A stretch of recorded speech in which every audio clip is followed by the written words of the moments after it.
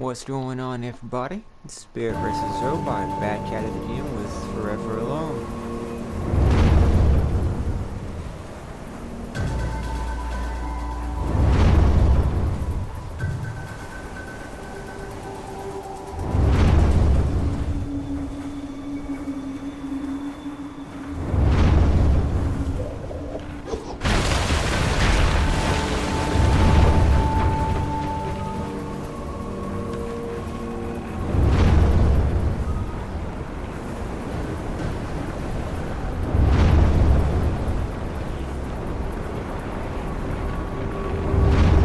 And I'm dead.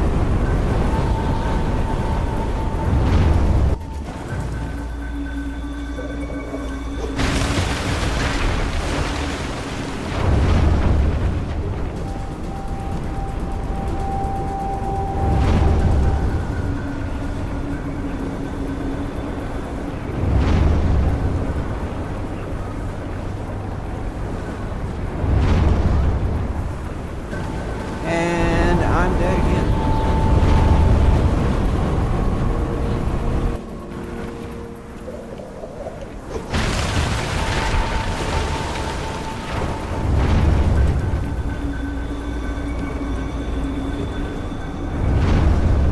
No, no, no, no, no. Joe, damn it! Stupid fox. What does the fox do? Nothing at all, apparently.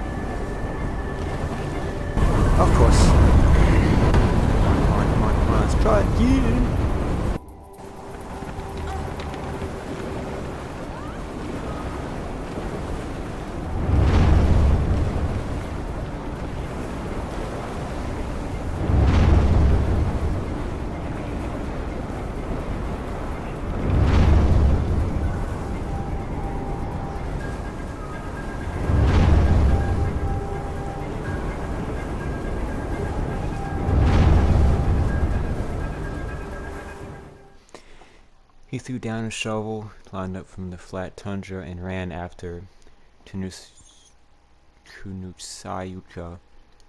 But Kunutsayuka was too fast.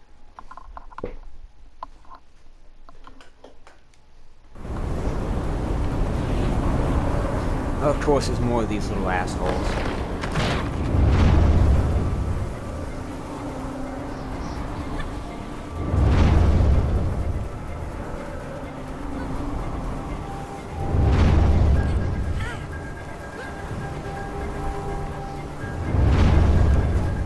Of course.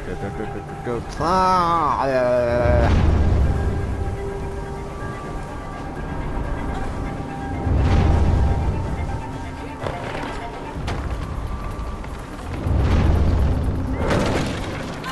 Yay!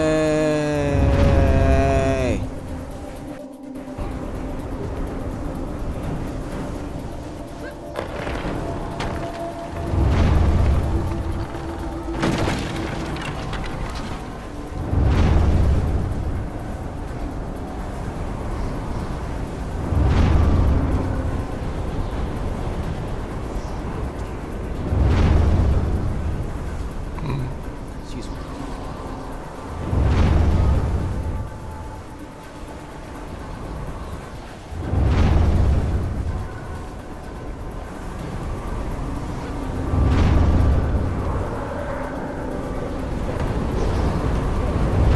You know, it would be kind of nice if you actually do your mother. You know what? Since you want to be a stuck-up little shit and not do your damn job.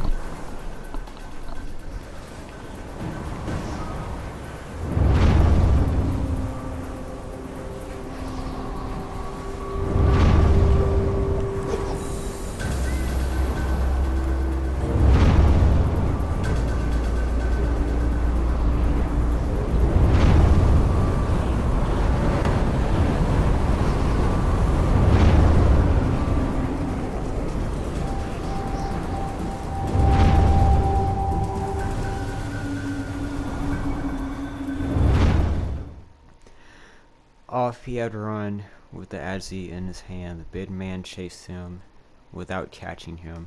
Woohoo!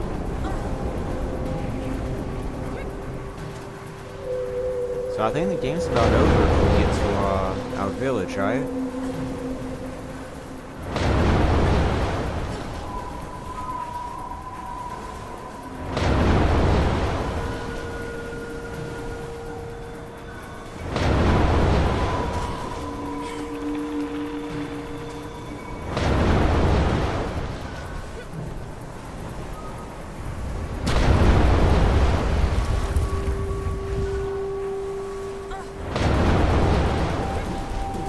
Oh, go.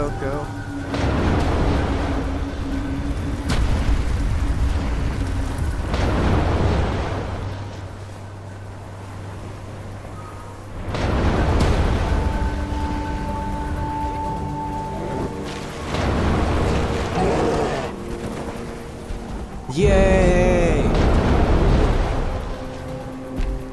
That made the polar bear's job super easy.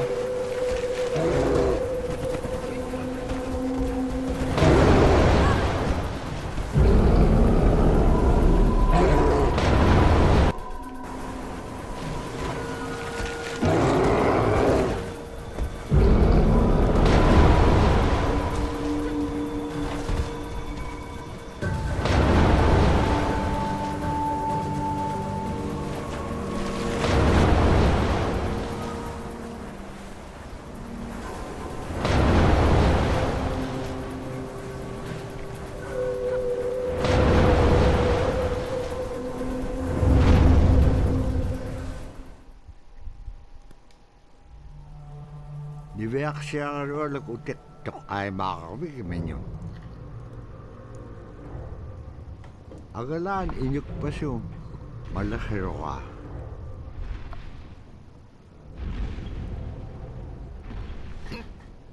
Ukahone. Ulimau tiga kairo. Diversere lo kau tau tiga ulimau. kilisakalago ase miloksaute bilugo inyuk pasugumon kovea chakpaillune inyuk pasuk ilak tokkaahune aturaksirok kunok sayuka hangea ule mautiga kailega ula kolea ani yubi isiga kisimea kenyet paten Caribou feet. Iveak siagarualuk illatit qiksok angayuqaagmenyut Look at the owl.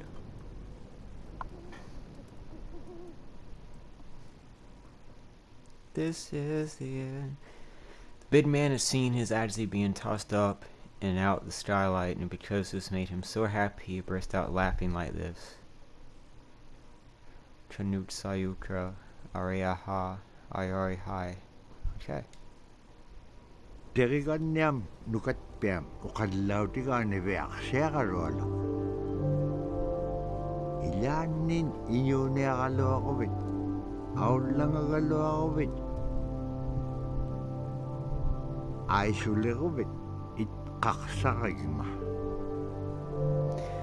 But I'm never supposed to be alone.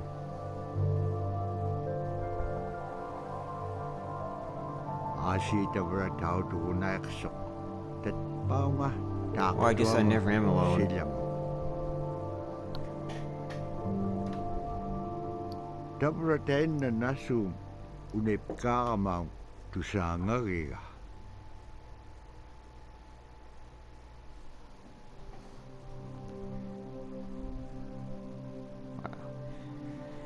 That was a good story. Too bad the fox had to die. But technically, he's still with me.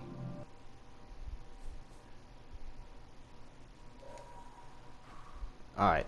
Oh, I missed 4. Let's try to watch him, though.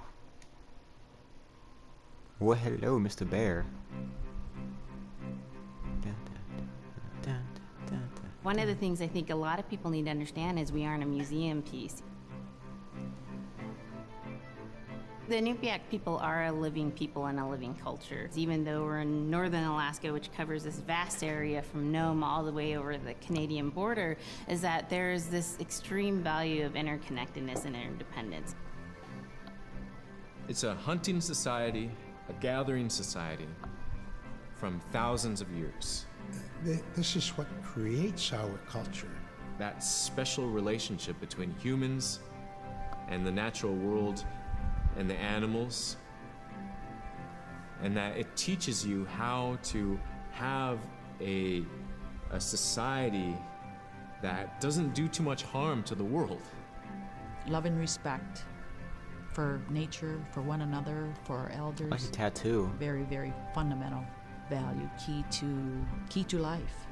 Our values are something that bind us all. The importance of sharing with one another, the importance of spirituality, and the connection to the land, our traditions, how we hunt, sharing of stories and songs and dances. I'm Inupiaq. I'm from the Arctic Ocean. I am Inupiaq. It's very important to me. It's who I am as a person. And we're very proud of who we are, and we want to continue that.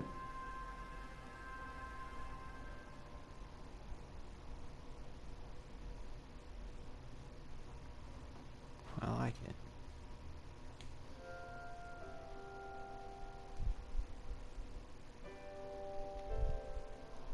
It'd be busy, busy, busy all through the day.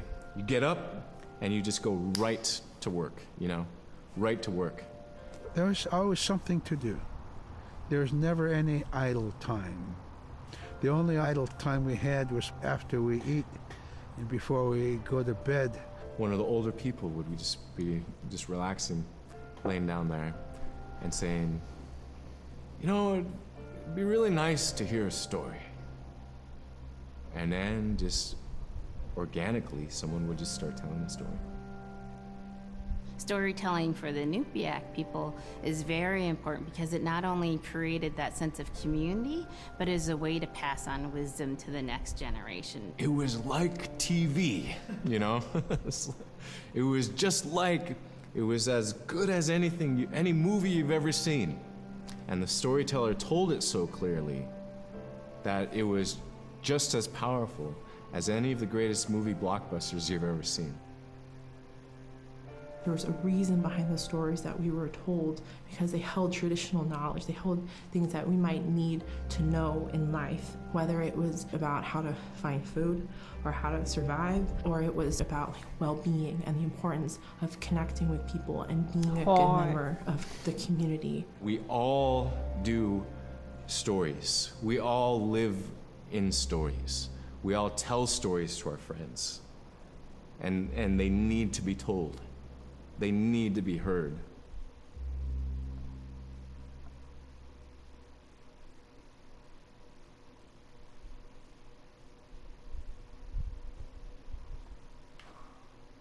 Scrimshaw.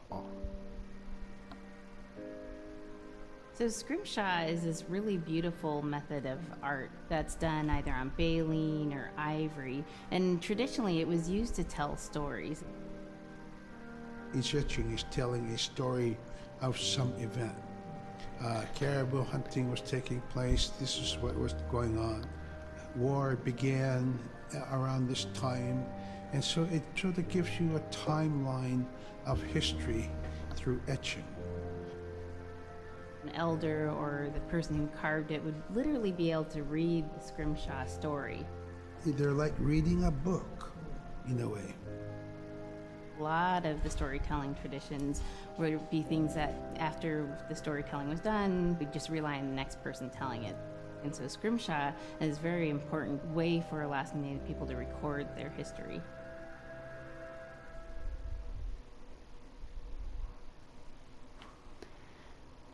Tit fox. When I was growing up, my grandpa had a pet white fox. If you're a good friend with a fox, when there's danger abound, they try to keep you from getting into trouble. They pull tricks here and there, and foxes are like spoiled little kids in a way. When you let her out, she'd go prancing out in the snow, jumping in the air. I know she was happy then. Come running at me and jump on my chest, knock me backwards, lick my face, and I try not to let her. So that was my memory of my grandpa's pet fox.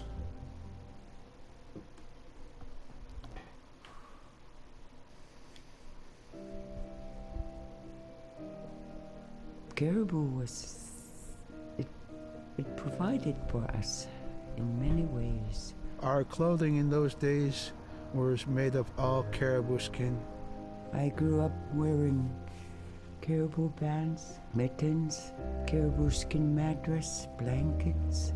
Some people had boots that were made with wolf leggings, sealskin sole bottoms. Baleen was shaved to make insoles. They kept us quite dry and warm as well. But the caribou skin clothing was the best. We would get as many yearlings as we could for our outer clothing. And for a heavy winter, we would get caribou in February or March because the hair was the longest and the skin was the thickest, and we would use those for our winter gear. With that stuff on, you could sleep outside in 50 below and it wouldn't bother you a bit.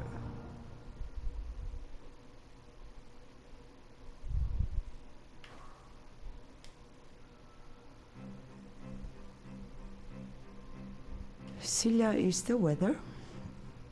It also means the atmosphere. Here's the Nuna, or the land. And it's anything from the land into the moon, the sun, the stars. That's Silla. It's a very spiritual, and we have a relationship with Silla. Silla has a soul, in the same way we do as people, in the same way animals do. I think spirit helpers in and of themselves are really about how we're connected with things. And so it may be that there is a spirit helper that shows themselves as a bird to show you the way home, or it may be a spirit helper that actually decides to show themselves with the face and body of a man instead of their animal form. And so I think one of the things that's hard to understand is that it's not one way of seeing things, it's one way of knowing you're connected to everything. We've always had that spirituality of everything around us. I notice the older generation has It's tattoos the on their chin. interaction you have with the air you breathe, the ocean that you gather resources from, the rivers from which you gather fish, the tundra from which you pick berries, the animals that give themselves. It's all of that.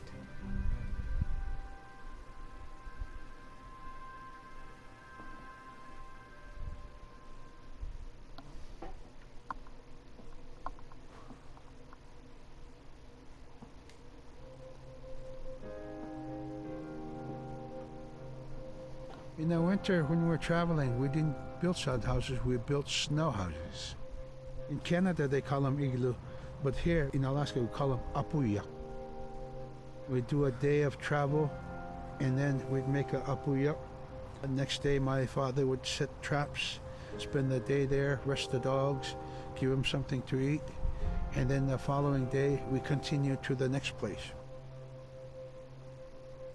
We'd go to my dad's sister, who had a house at Dubarg. They had a small sod house over there. We didn't have to do anything.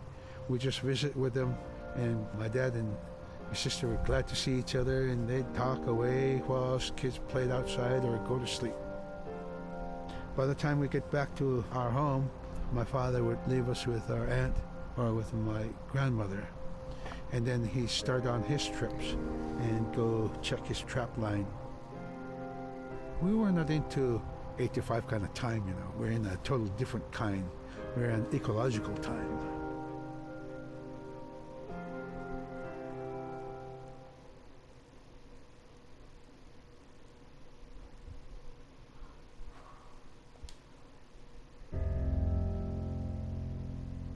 Drum is something that's common to all cultures in Alaska. All cultures have a drum that may have some stylistic differences or differences in the materials that it's made, but it's still in recognition of life and vitality, and the drum mirrors the heartbeat. And when you continue drumming soon, it will be in line with your heartbeat, because that's what it's supposed to be, the heartbeat of the community, and it symbolizes vitality. And it's the most tremendous feeling to be in a room and to have one long row of all the drummers, and to have that feeling of unity and everyone beating in harmony, the drum beat in unison. It's the most beautiful feeling. And to know that you're connected, you're on the land that you are connected to. And even if you grew up outside of the community, that which is in you comes from this area. And it's the greatest feeling.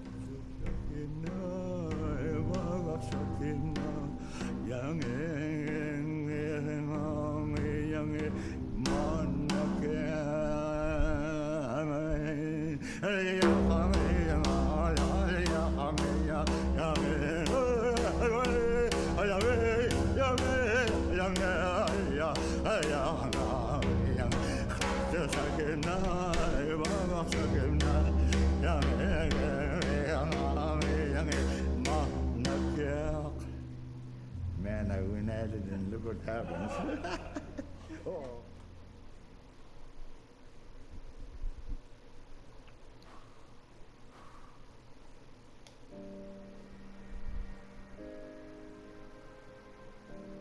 The bola is what we call kilamitan. And the kilamitan is made out of braided sinew tied out to some heavy bone which you could twirl. In my case, we're catching ducks. When we're out whaling, sometimes the ducks start flying. And they're good for duck hunting. You know, if you're a whaling crew, you can't make too much noise. So you can't use a shotgun for getting some duck soup handy, you know? So bolo was a really handy weapon to use for catching ducks. You know, the ducks fly in, you throw it up and tangles up the bird, and down they go.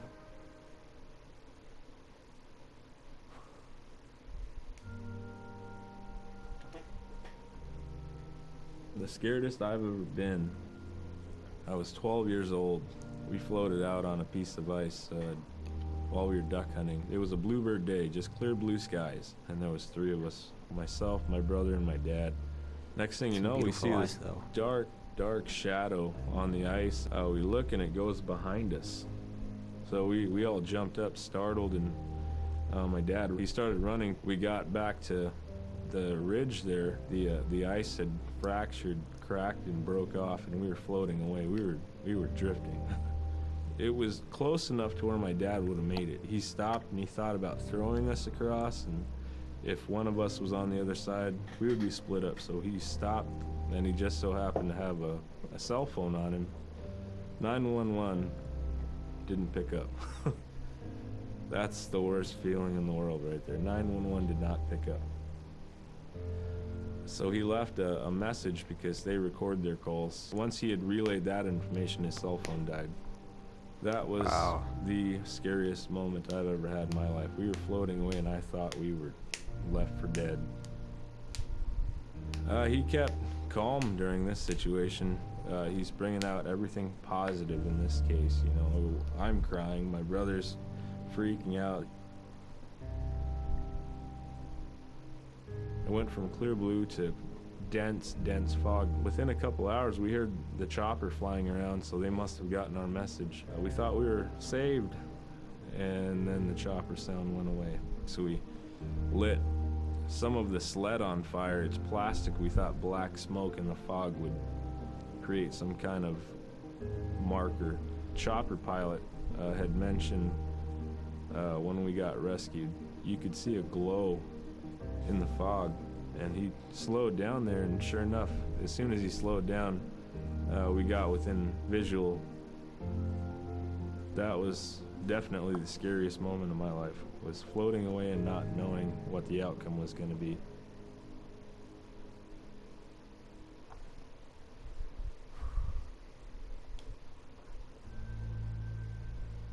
We're very much aware of the climate change.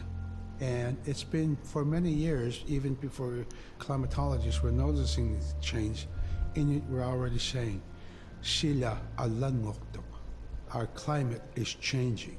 If the heat is going the way it is right now, for us it's going to be pretty bad.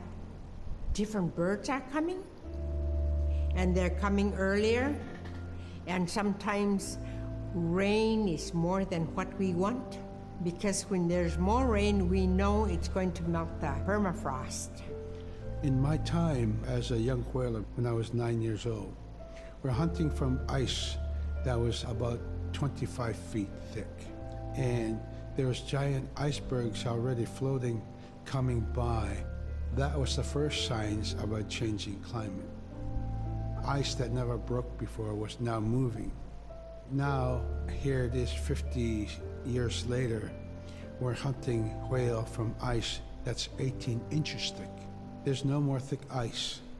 It's creating a malfunction in our whaling season, is what it is. Actually, more than that, all seasons in general. I think we are more scientists than more people will realize. We have more knowledge of those things than people will ever know.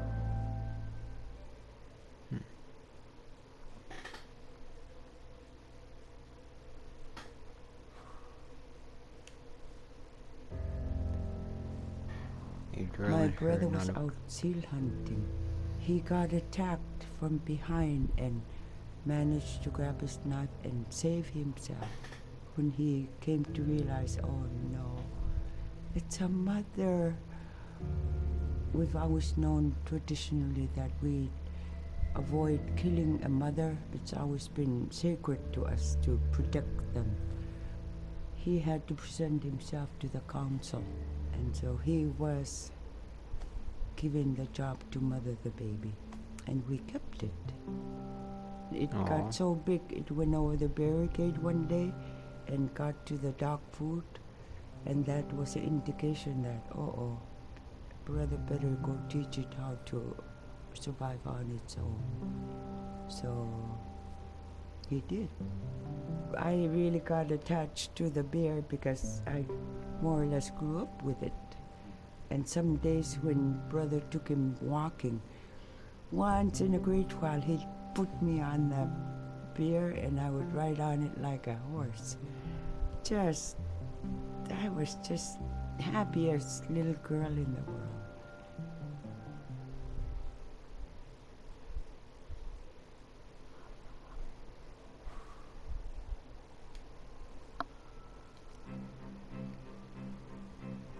In, Arctic Alaska, hunting is a really important part of life. It's not just about going and shooting something, it's about going and putting food on the table. But more importantly, subsistence hunting isn't just about the insular family unit, it's about feeding the whole community. And I think that's one of the beautiful things about subsistence hunting in Alaska is that people go out and they'll go get, fish, or they'll get a caribou, and they'll get, seals and whales. And one of the first things they'll do is they'll say, I need to take this to the elders.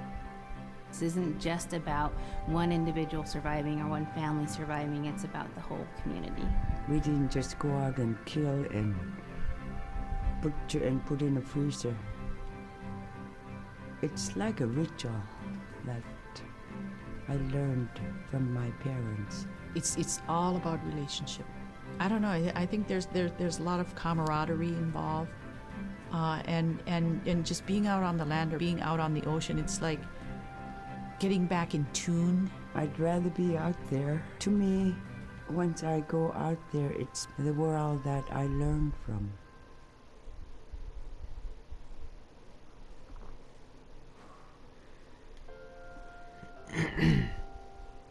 Everything is alive.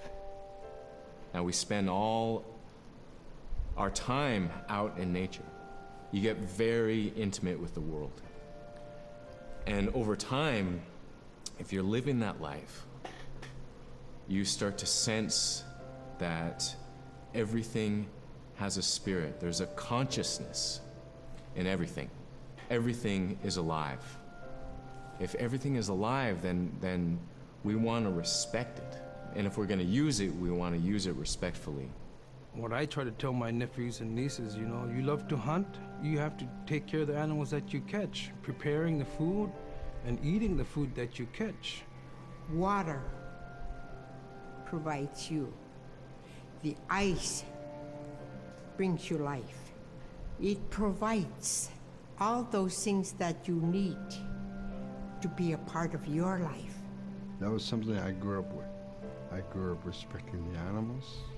I grew up respecting the land.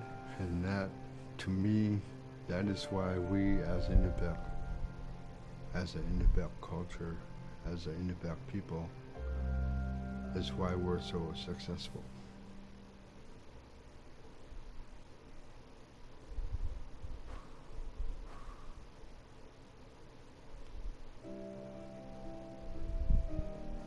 Big time meat, little time meat.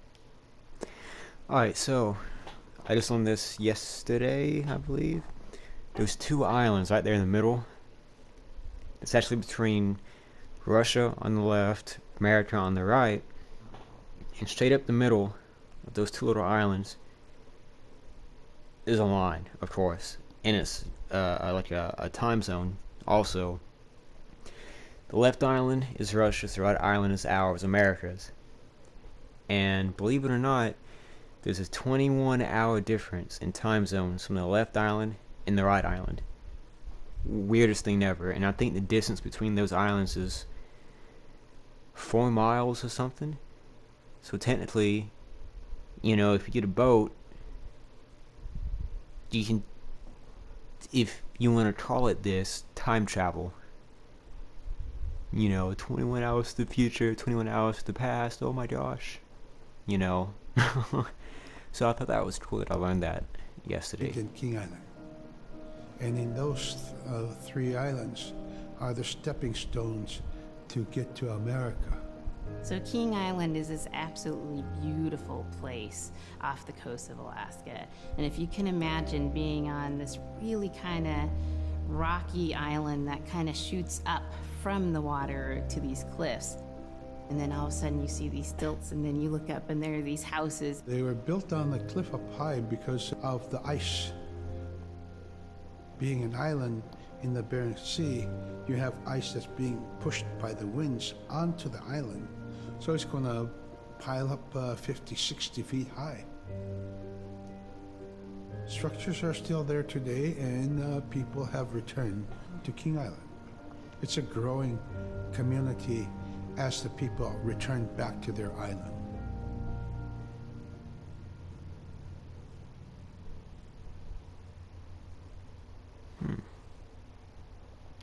Oh, the Northern Lights.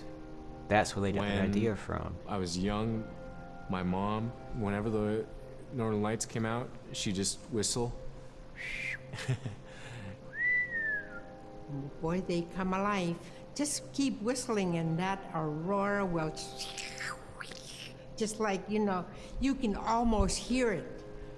And then she explained to me a little bit later that those are children, and children who've passed away when they were children. You don't want to draw them in too much, is what she said, because then they could play football with your head, play Eskimo football, and that's what they want to do. They're always playing, those children up there. Don't play out without your hood on. If you don't have your hood on, the aurora person is going to come down and chop your head off and play ball with your head. It wasn't like they were trying to do bad, or it was like a scary story or anything like that. It was just, that's how it was, that's what it was. I actually got to see, not the full Northern Light show, or the actual full Northern Lights, but I got to see them from a distance. I couldn't really see much, but it was, as little as I got to see, it was still breathtaking.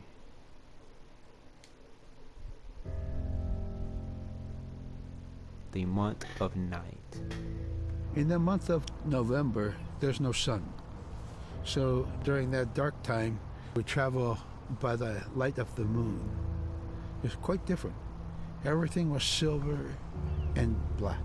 Toward the horizon, we could see where caribou are because their body heat flowing upward, and we could see it glowing in the moonlight against a dark horizon where there's no stars. If somebody yelled, you could know who yelled from where the sound came from, but specifically for that cloud of their breath went up and it glowed in the moonlight. So that was a good time to travel. It was very surrealistic. And so things that were dark objects looked very close, and white objects looked very far.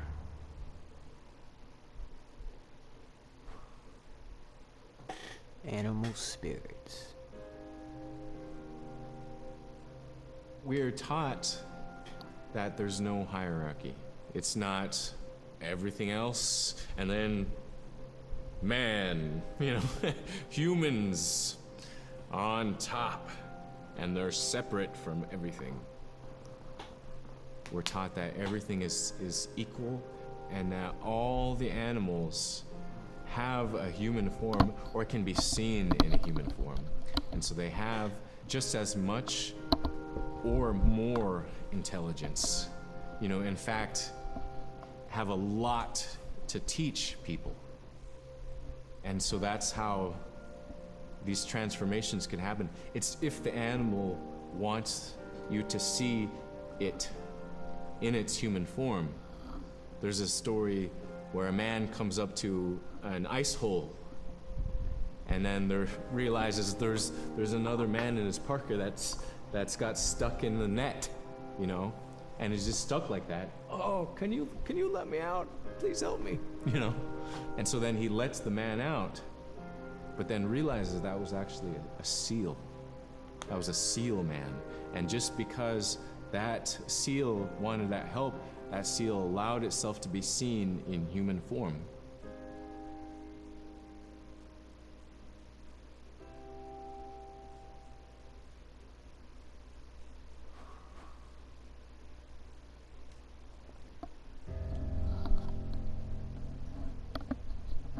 The recurring type of character in Inupiaq stories is the manslayer. And the manslayer is kind of this bad guy. And I think really what's at risk when the manslayer comes into story is the livelihood of individuals and the whole community. And so the manslayer is really used as a way to say, don't act only for yourself, always hold the community in your heart.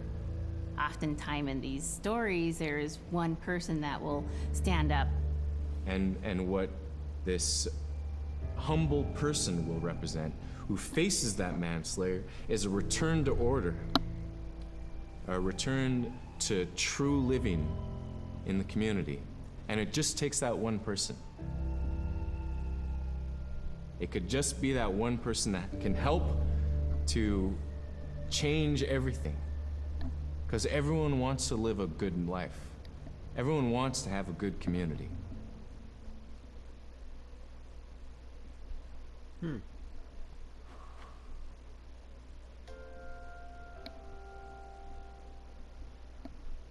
With the story of Kunuk Sayuka, told by Robert Cleveland, it's just a masterwork. It's a well-known story among the Inupiaq people, and in our case, of producing a video game that really reflects indigenous heritage. It captures the imagination, and it's something that you have a very specific kind of task to do. There's a blizzard, you know, and it is just a non-stop blizzard that is overpowering the people, and there's one man that wants to figure it out. And in our case of the story, it's a girl that wants to find the source of that blizzard. The blizzard man, it's like that is the physical embodiment of an element of nature. And so there's a person that needs to go up and take away that's chipping away that snow. In that community, the person least expected is the one who stands up and makes the difference. Humility is something that we value, and where that comes from is the idea that you are not the biggest thing in the world.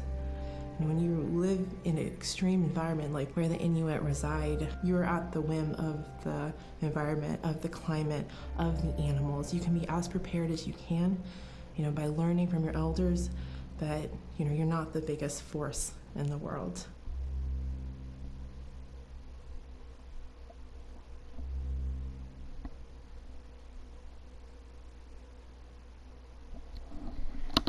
It's pretty dang awesome.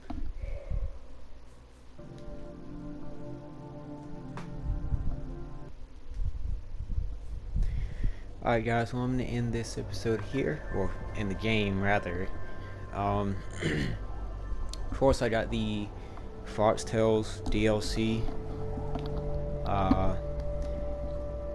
right before I started the game, because it's only $5. I'm like, you know what, why the heck not? I want to try it out, you know, see what it is. So until next episode, when I do play Foxtails, I hope y'all have enjoyed Never Alone. I know I have. It's pretty neat. Glad that the fox's spirit got to stay, so I will technically never be alone, I guess. Anywho, hope you guys stay awesome, stay beautiful. I love you guys. Yee.